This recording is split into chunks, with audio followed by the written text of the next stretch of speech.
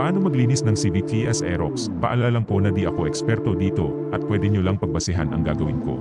Tanggalin ang air filter cover, crankcase cover at ang crankcase.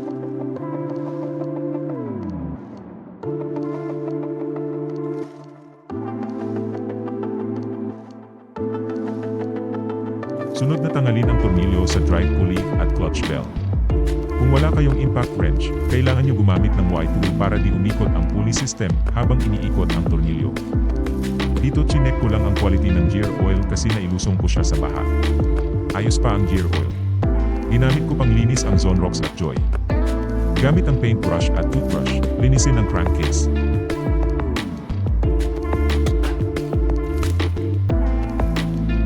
Pulley, drive face, belt, clutch bell, air filter cover, crankcase cover. Hugahan ng hangin ang air filter gamit ang blower. Matapos linisin, siguraduhin tuyong-tuyo ang mga ito.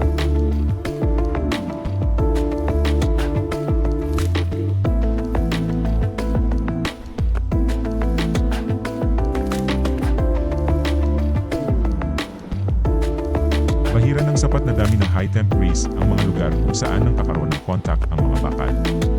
Ingatan na huwag malagyan ng grasa kung saan nagko-contact ang belt. Ilagay sa tamang pwesto ang mga bola. Ilagay sa tamang pwesto ang slider piece sa backplate. Ipasok ang bushing sa pulley at isalpak ang mga ito. Huwag kalimutan ang washer. Isunod isalpak ang clutch assembly.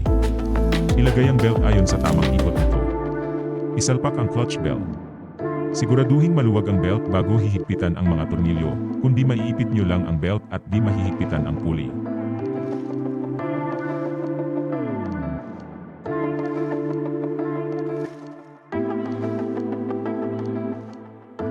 Paandarin ang Aerox para ma-check kung pantay ang ikot ng bell at pulley at kung pumapagpag ang belt sa case.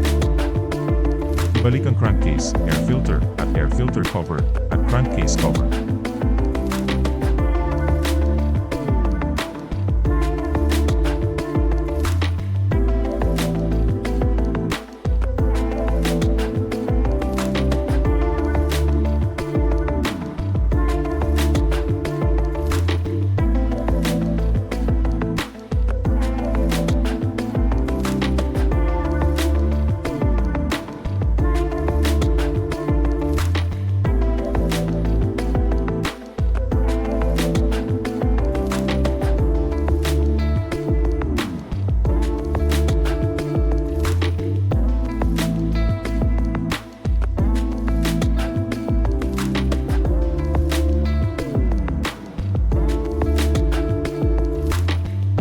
Paandarin muli ang Aerox at i-check kung may nagbago sa tunog.